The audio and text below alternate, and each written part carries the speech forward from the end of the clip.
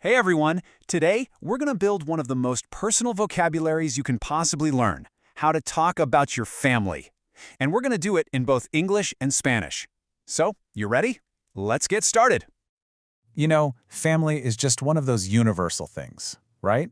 And talking about the people we love is usually one of the very first things we want to do when we're learning a new language. So, that's what we're going to do. We'll build up your knowledge step by step, almost like we're drawing a family tree, but with words.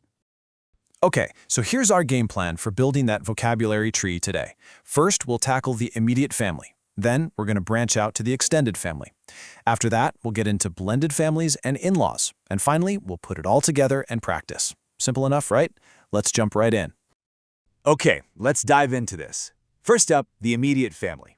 In Spanish, that's la familia nuclear. You know, these are the people right at the core, the very center of your world. All right, let's start with the parents. And hey, feel free to repeat these out loud after me. So, for mother, or the more casual mom in Spanish, that's madre or mamá. And for father or dad, it's padre or papá. And when you're talking about them together, they're your parents, which is padres. See the connection? Now, what about siblings? A sister is an hermana. A brother is an hermano. And if you have multiple siblings, you call them your siblings, or in Spanish, hermanos. Okay, so now let's flip the script and look at it from the parents' point of view. A son is a hijo. A daughter is a hija, and all of your children together, they're your hijos. Are you noticing that pattern? Hijo, hija, hijos. It's pretty straightforward, right? And of course, the little one, a baby, is a bebé in Spanish. All right, we've got the core down. So let's expand the branches of our family tree a little bit. We're moving on to the extended family, or as they say in Spanish, la familia extendida. So let's talk grandparents. Your mother's mom or your dad's mom is your grandmother, or just grandma, right? In Spanish, that's your abuela. And your grandfather, or grandpa, is your abuelo. Put them together and you have your grandparents, your abuelos. Simple. And what's really cool is the pattern. If we go back one more generation, in English we just tack on great. Great-grandmother, great-grandfather. Spanish has a special word for it. Bisabuela and bisabuelo. Pretty neat, huh? Okay, moving on to your parents' siblings. Your aunt is your tía. Your uncle is your tío. Super common words. Now, their kids are your cousins. But here's a really important difference to remember. In Spanish, this word has a gender. A male cousin is your primo. A female cousin is your prima. So you can't just say cousin for everyone. And finally, if your brother or sister has kids, their daughter is your niece or sobrina, and their son is your nephew or sobrino. You know, families today come in all sorts of wonderful and beautiful shapes and sizes. So this next bit of vocabulary for blended families and in-laws is, well, it's absolutely crucial for talking about the world we actually live in. So, when a family grows through marriage, in English we just add the prefix step, right? Stepmother, stepfather. In Spanish, you're going to see the endings astro or astra a lot. So a stepmother is a madrastra. A stepfather is a padrastro. And that same pattern keeps going for stepsister, that's hermanastra, and stepbrother, which is hermanastro. Now, what's really interesting about this slide is how it lays out the differences so clearly. Let's break it down. A sister you share both parents with, that's your hermana. A sister you don't share parents by birth is an hermanastra.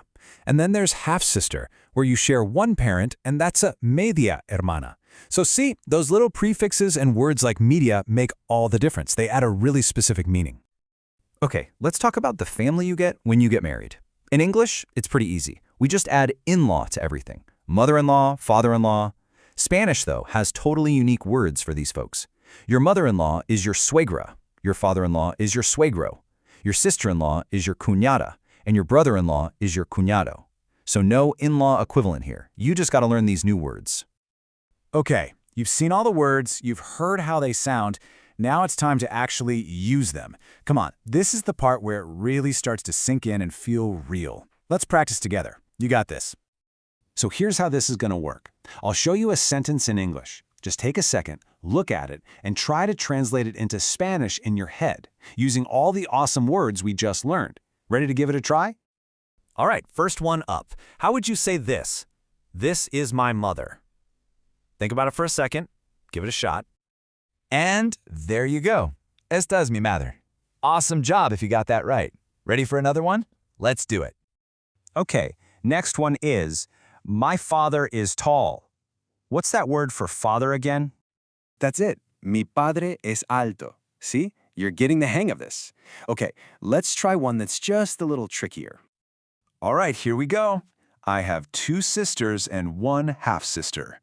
Ooh, okay, so this one combines a couple of the words we learned. No rush. Take your time with it. And the answer is, tengo dos hermanas y una media hermana.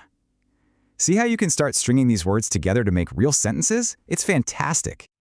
Okay, let's fire through a few more of these just to really build up that confidence. You can even say them out loud with me.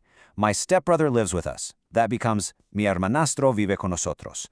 My mother-in-law is very kind. Is mi suegra es muy amable. How about my grandmother lives with us? That's mi abuela vive con nosotros. Do you have any siblings is a great question to know. ¿Tienes hermanos? And let's end with a really nice one. I love my family. Amo a mi familia. Wow, we have covered so much ground. You've built an absolutely fantastic foundation today. You literally have the words now to describe the most important people in your life, and you can do it in 2 different languages. So really, the only question left is, how are you going to tell your family's story? Great job today, and keep practicing.